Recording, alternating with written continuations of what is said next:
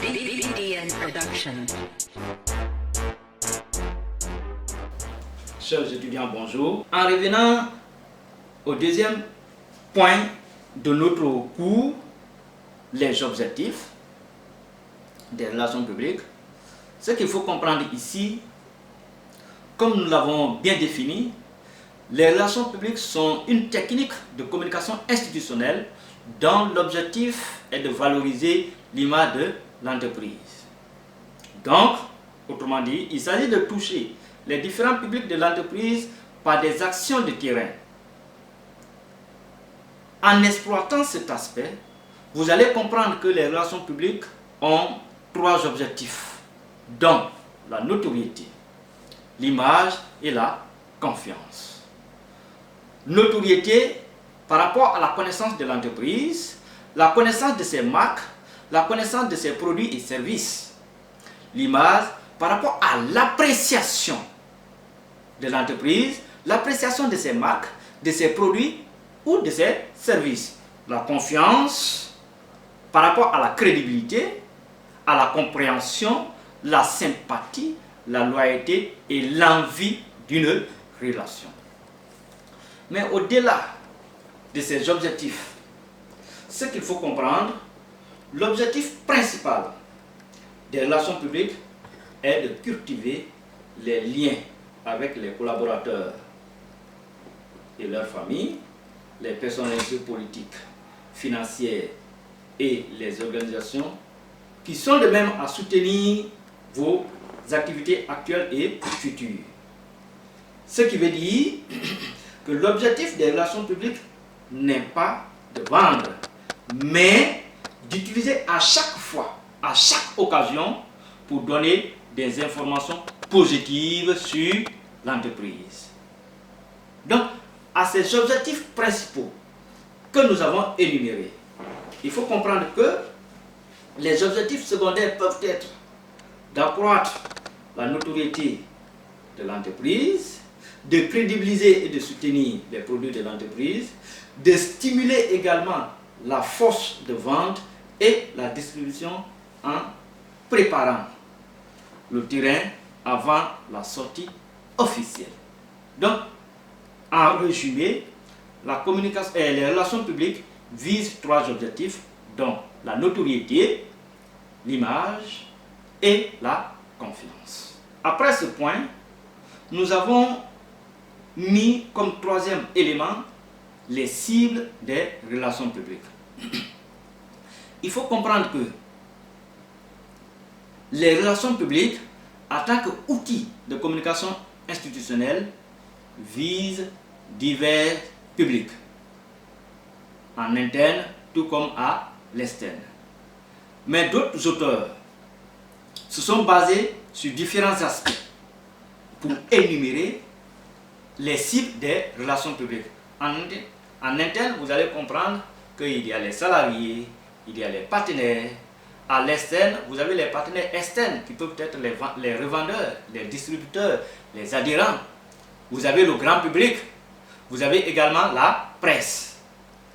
Mais en partant sur cet aspect, vous allez lire dans d'autres documents où on va vous dire qu'il y a des cibles directes. On va vous dire également qu'il y a des cibles indirectes.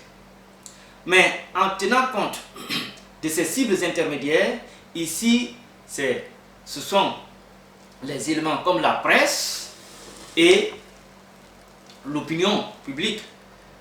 Les cibles directes, vous avez les salariés, vous avez les financiers, vous avez les acteurs politiques, etc., etc.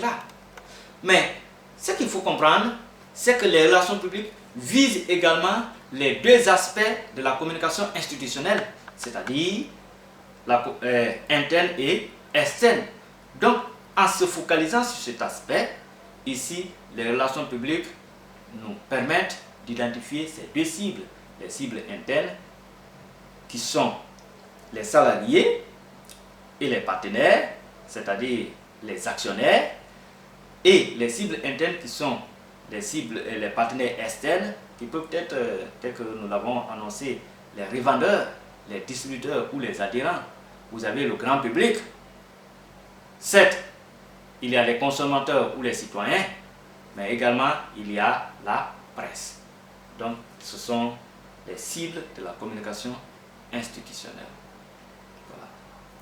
Mais au-delà de ces aspects, au quatrième point, nous avons mentionné les outils de communication institutionnelle. Ici, il faut comprendre que plusieurs outils et techniques peuvent servir à améliorer l'image et la notoriété de l'entreprise. Donc, nous avons pour l'externe le parrainage d'événements, ça peut être culturel ou sportif, les journées portes ouvertes, visites de santé ou d'hygiène d'entreprise, les dépliants de présentation, les relations presse, l'événementiel, les médias sociaux, etc. En interne, vous avez le journal d'entreprise, vous avez les journées d'accueil, vous avez également l'événementiel interne, tel que la fête de l'entreprise. Mais au-delà de ces outils, il faut comprendre que les principaux moyens utilisés par les relations publiques peuvent être catégorisés en tenant compte de ces cibles. Quand nous prenons pour les salariés, vous avez les conventions, vous avez les réunions de stimulation de la force de vente, quand nous prenons les stages par exemple, quand vous prenez les séminaires, quand vous prenez les ateliers, quand vous prenez les formations, etc., peuvent stimuler, peuvent encourager le personnel à coordonner les activités, à promouvoir l'image en interne de l'institution. Quand vous prenez les réunions de l'entreprise, pour les partenaires, vous avez ici les assemblées générales, surtout pour les actionnaires, vous avez le congrès pour les revendeurs, les distributeurs et autres adhérents, vous avez également les visites de sites. Vous voyez, cela permet à ces partenaires de s'imprégner des réalités de l'entreprise pour le grand public. Vous avez par exemple l'événementiel, vous avez les opérations de lancement d'un produit, vous avez les salons, les foires et les expositions. Quand vous prenez par exemple pour le citoyen, quand on organise des manifestations culturelles et sportives, là, à ce moment, on peut utiliser le sponsoring par exemple.